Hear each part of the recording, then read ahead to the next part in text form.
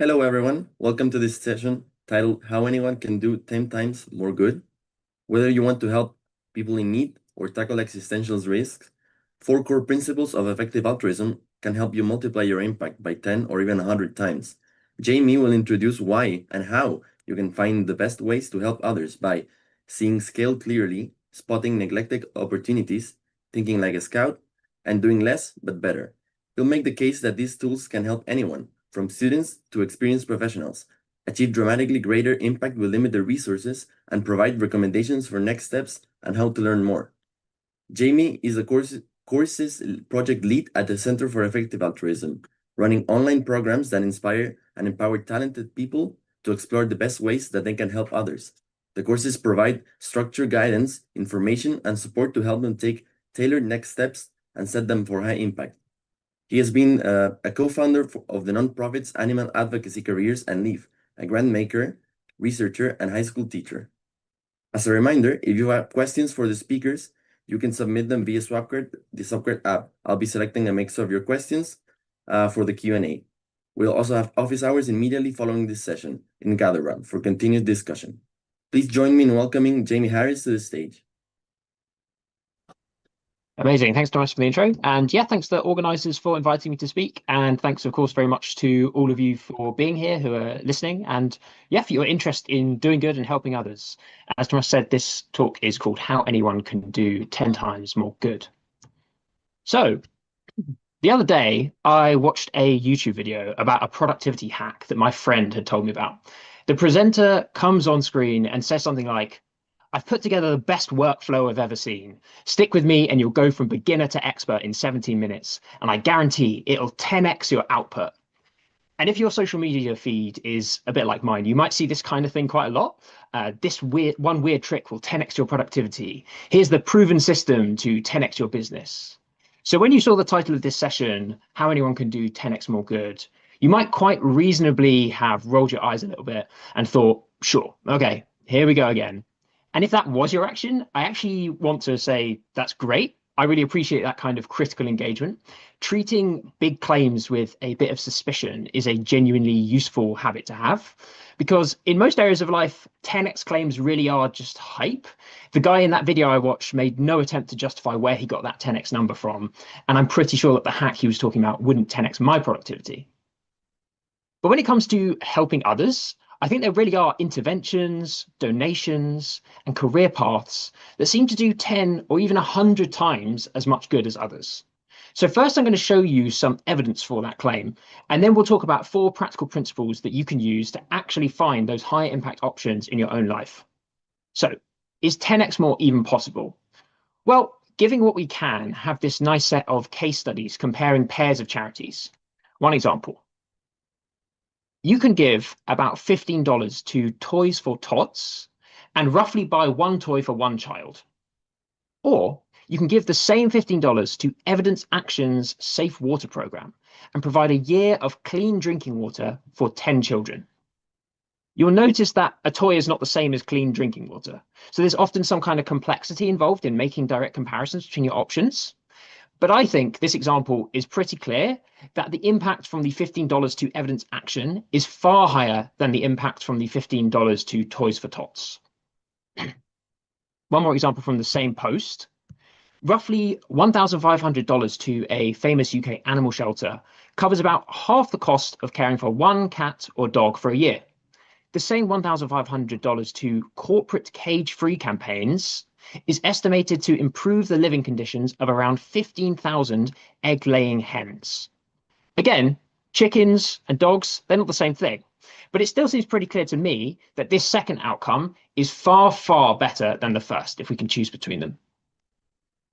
So when you actually compare, you find these huge gaps between options. This graph is from an article by the careers advice organization 80,000 Hours, and it plots the cumulative frequency of lots of different interventions against their cost effectiveness.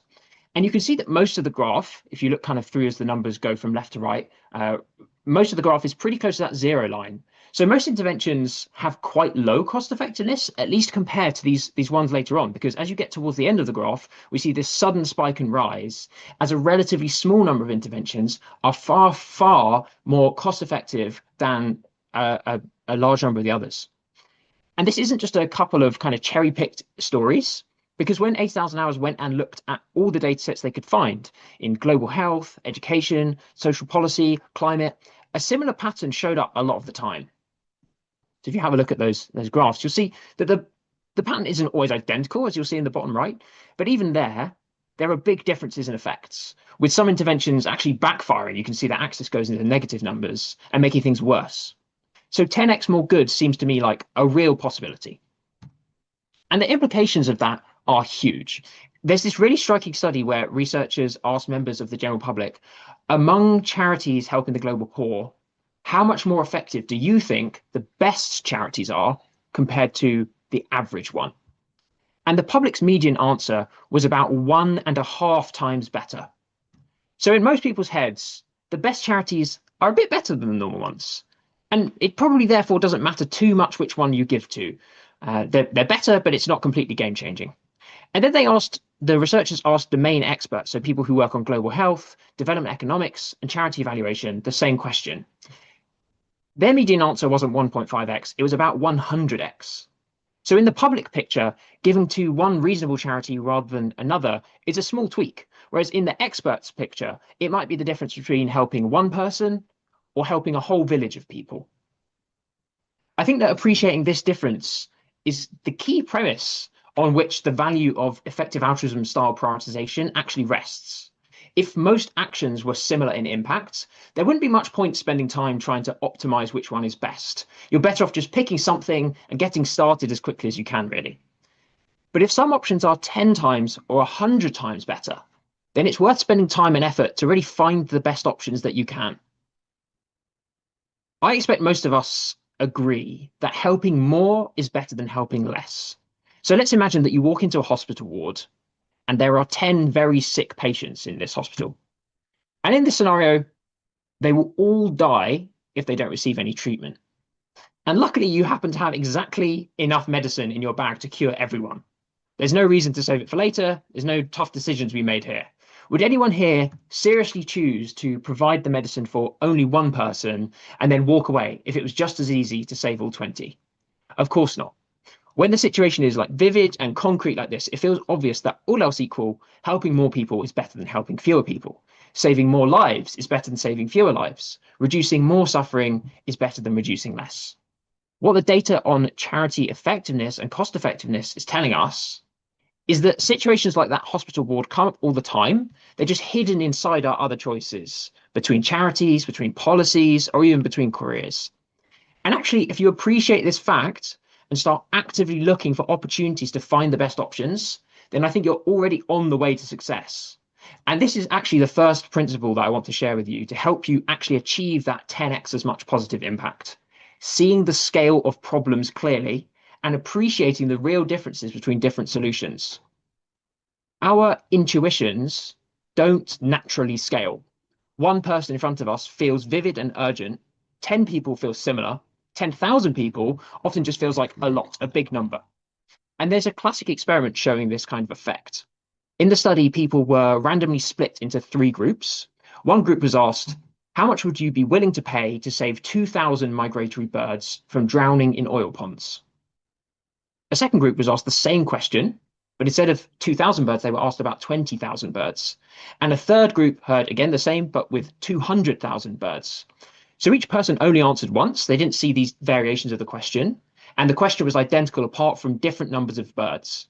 And because there were lots of people in the study, if we were seeing the scale clearly, you'd expect that on average, people would pay about 10 times as much to save 20,000 birds instead of 2,000, and 100 times to save 200,000 instead of the 2,000 birds.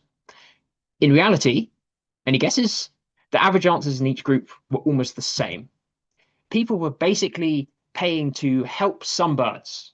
They didn't really register the extra zeros at the end of the number, and it didn't hit them emotionally. The same thing happens outside the lab, outside these kind of experiments as well.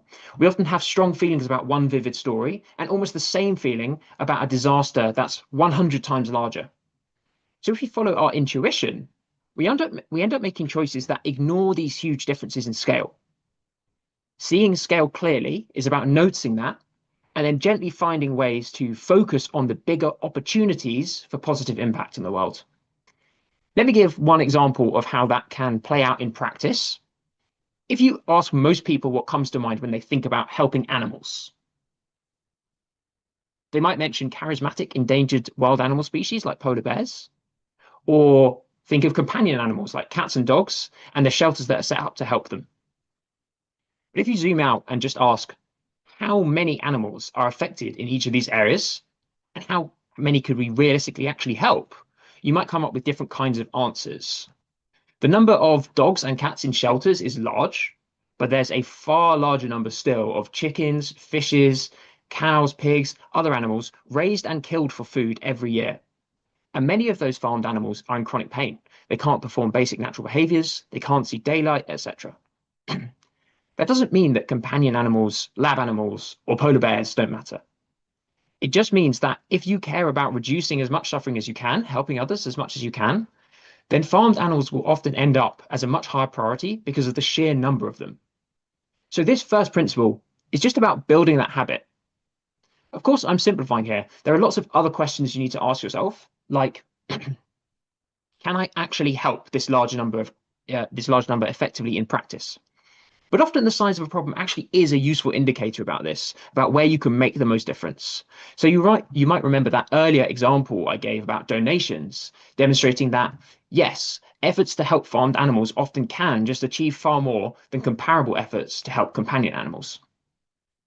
And another good example of how paying attention to the vast size of a population or problem can help identify promising opportunities is by looking ahead to future generations. This graph is an illustration of the number of potential future human lives if humanity survives for 800,000 years or more and the population stabilizes at 11 billion people, which is quite a conservative scenario in some ways because the population could stabilize at a much higher rate, for example. And in this graph, each triangle represents the size of the world's current population. And the scenario suggests 100 trillion people are yet to be born under those conditions. And so if we could take actions that either preserve or improve this vast future, then those could be extremely important. And as I'm giving these examples, it's possible that some of you are sitting here thinking, chickens, future people, shouldn't we look after our own first? And if that's your reaction, I think that's really understandable. Most of us feel a special pull towards the people we know personally, people in our own city or country, our own species, other humans, and people who are alive right now rather than people in the future. And I'm not a philosopher, but speaking for myself, I don't think that's a mistake to think like that. I think it's both natural and perhaps morally correct as well to feel extra obligations to your family, your close friends, your community. The point I want to make is a bit different. Most of us can do more than look after our nearest and dearest. You can fulfill your obligations to them and look further outwards to help others too. And once you slightly widen the circle and your efforts beyond people like me here and now, you can start to see some really big neglected opportunities to help. So the second principle is this, to spot neglected opportunities. And the classic demonstration of how this can bring massive gains in impact comes from the charity evaluator GiveWell, who started off as open to recommending charities for donations all around the world. But they found in their research that time and time again, the best opportunities to quickly and effectively help people alive today were focused on the poorest people in the world in low and middle income countries. So for instance, for one of their top global health charities, Malaria Consortium, which provides seasonal malaria chemoprevention, they estimate that on average, around $4,500 can prevent a death. At least they did when this article was written. Whereas some of the best programs they've looked at focused on the United States of America cost more like $15,000 per child supported, so 3 times as much money, to increase that one child's academic achievement and reduce their criminal behavior. Those US programs are among the most promising ones they could find after their research. They're doing real good, but for me, given the choice, I'd rather save 3 children's lives than improve one child's life outcomes. So it looks like working in very poor regions of the world often lets your money go several times further. And that's because, as Givewell writes, people living in the poorest parts of the world often lack basic, cheap things that could really help them a great deal. When a problem has very little funding or attention, simple, inexpensive steps like basic medicine can make a huge difference for a lot of people. Whereas in richer countries, we've already done many of those obvious, cheaper things. So further improvements tend to be more complicated and much more expensive to make go well than actually help. And this pattern doesn't just show up when we compare regions or countries. When we looked at the different kinds of animals, the point wasn't that we don't care about cats and dogs, because we do. It was that tens of billions of farmed animals live in really bad conditions each year, and that's far more than the number of pets in shelters. And we can now add this additional point about neglectedness that I didn't mention earlier, that despite the huge number of them, farmed animals don't get anywhere near as much support. As you can see from this second graph from animal charity evaluators on American donations. Society has tended to not pay much attention to farmed animals, and as a result, we haven't taken the basic and cheap measures that would really significantly improve their welfare. So a relatively small amount of effort can go a long way to improving conditions for huge numbers of them. And the same pattern could show up when we think about future people. If, as this graph suggests, there are like vastly more people in the future than alive today, and society isn't doing as much to protect them or improve their lives as it is for the much smaller number of people currently alive, then even relatively small efforts to reduce existential risk or to improve society's long-term trajectory might just be enormously valuable. And what ties all these examples together is a bit of a shift in mindset. We try to pause and ask, if I really take seriously the needs of people and beings beyond my immediate circle or community, is there somewhere my time or money could make a much bigger difference? Philosophers sometimes call this idea impartiality.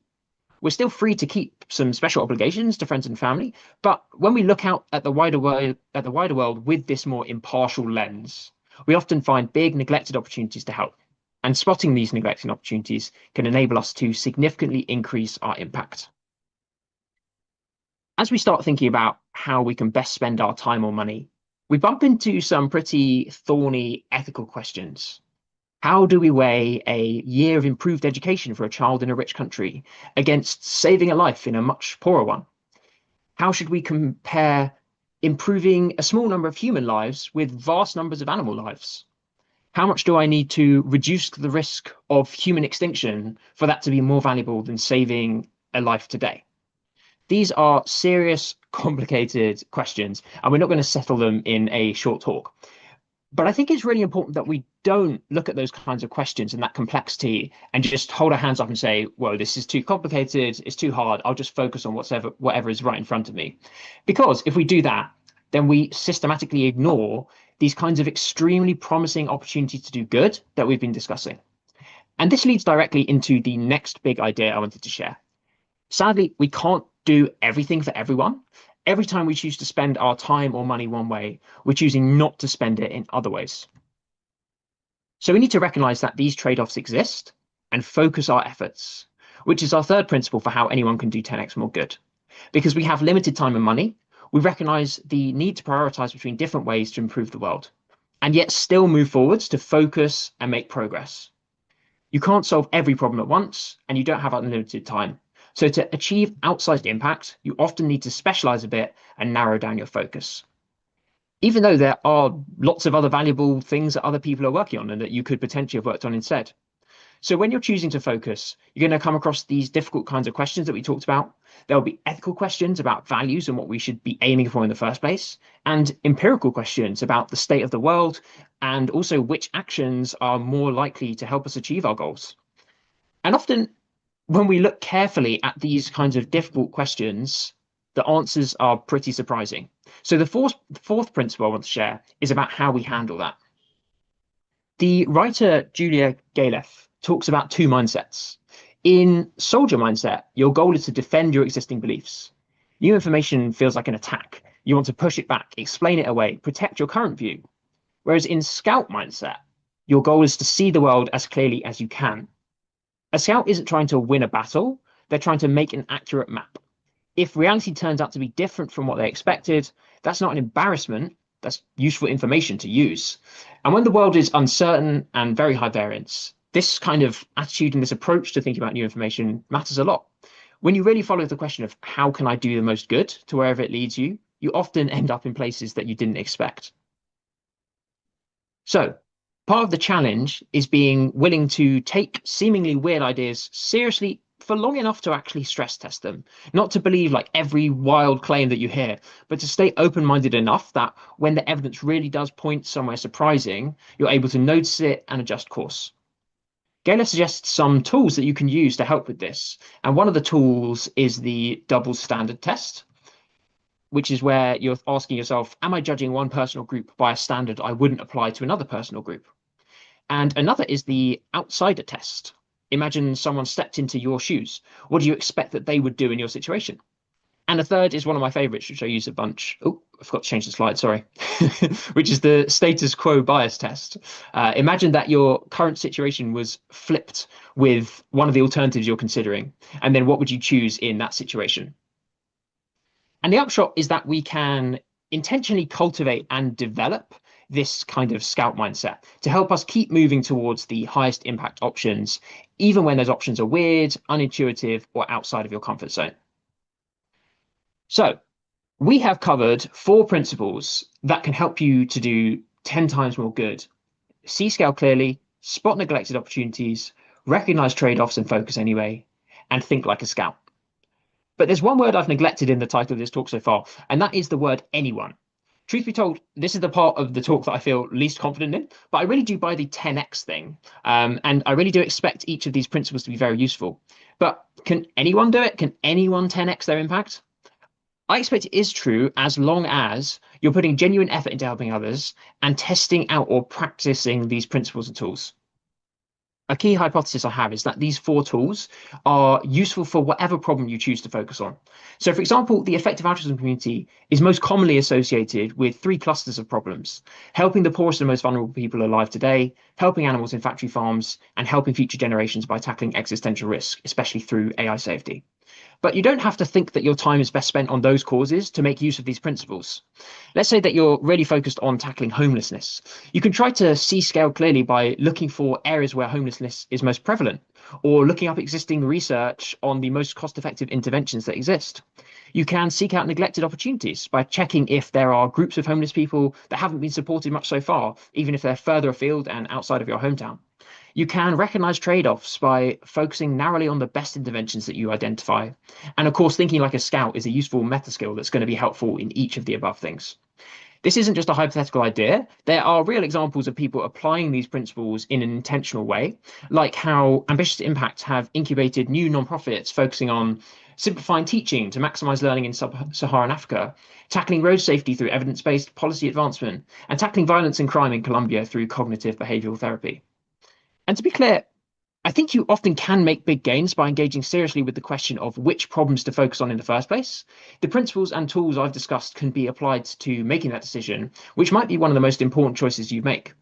In fact, these principles can apply to all sorts of situations and decisions. Which problem to focus on, which interventions to work on within that, which specific organization to donate to or work at, what kinds of careers or roles you can do, and where you should focus your volunteering or personal advocacy. But these are all big questions. So what should you do right now?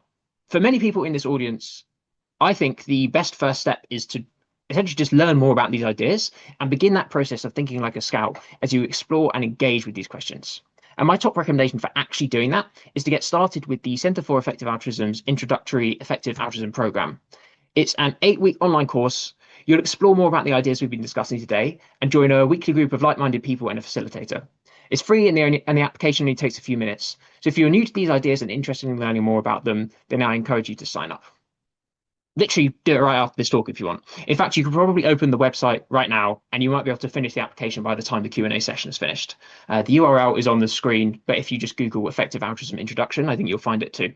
So for those of you listening live, you can see that the deadline to apply for our January cohort is coming up in just a few days. So now is a great time to apply. But don't worry, if you're watching the recording, we do run regular cohorts, so you could probably still apply. We've run several other courses as well. So if you've been listening to this talk thinking, I already know all of this, then you might find the in-depth EA program more helpful. And if you're an accomplished professional looking to make a high impact career pivot, then you might be more excited about our career bootcamp. We currently have applications open for a cohort specifically for operations professionals and organizational leaders. And again, the deadline for that one is coming up this week and running in December itself. But once again, for most of you, if you found these ideas today useful or interesting, I really do recommend you open this site up now and get started filling out the sign up form for our introductory EA program so you can learn more and start putting these ideas into practice to actually do 10 times more good than you might otherwise have done. So thank you very much, everyone, for listening. And yeah, look forward to any questions we have time for and to seeing many of you in our courses. For that insightful presentation. So indeed, we have now some time for questions. We seem to have some questions from the audience via Swapcard. They're asking, how would the populations of wild animals in suffering look like on that graph? And how are biodiversity efforts evaluated and considered by evaluators? For quantifications is harder. Yeah, there are other graphs. Yeah. They would dwarf the size of farmed animals. I'll tell you that. It depends as well what kinds of animals you count. I'm trying to think. There's definitely like tables. Rethink Priorities have done a bunch of research into different numbers of animal populations. I think that's probably the best place to check. But yeah, I don't remember seeing like a neat graph for a while. But yeah, they would definitely dwarf the size. And yeah, there's an important question about what we should do about that and how to help wild animals. As for the biodiversity part, how to account for that, I think most evaluators often are coming in with a fairly specific set, like methodology or set of considerations. So, for instance, yeah, I actually don't want to misrepresent their most recent methodology. I'm not sure I'm fully up to date, but animal charity evaluators, I suspect, are mostly focusing on effects on reducing suffering or helping animals themselves, whereas biodiversity is less about the individual animals and more about the species. So it wouldn't be that probably wouldn't be accounted for in their methodology. I actually had a slide that I cut from this talk for the sake of time that I recently saw a post on the Effective Altruism forum, which was about interventions which was about evaluating interventions for biodiversity to protect that. And I thought it was a really cool example of this kind of like applying these principles, these principles that I talked about today to a different kind of goal or different cause area. So yeah, I can't remember the name of the post, but if you find the Effective Altruism forum and search in biodiversity, you might be able to find that post. So yeah, I think people come at this question from different lens and different priorities and different methodologies, and obviously that will generate different kinds of answers. It depends a bunch on your values and priorities and so on. Thank you. I think that's all we have time for. So next we'll have office hours. You can join via the link in the agenda in Swapcard, and feel free to come. You can have your cameras on and off. And thank you for attending this talk. Thank you, Jamie. Cool. Thanks, everyone. Thanks very much.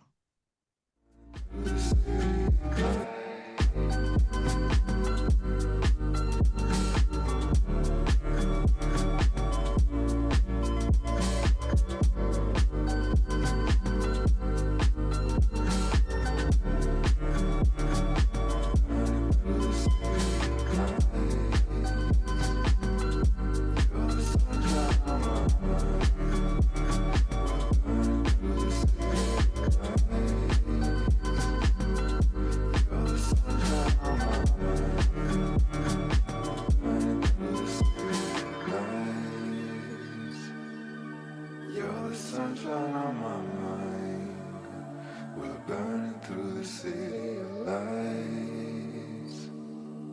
You're the sunshine on my mind, we're burning through the city of lights.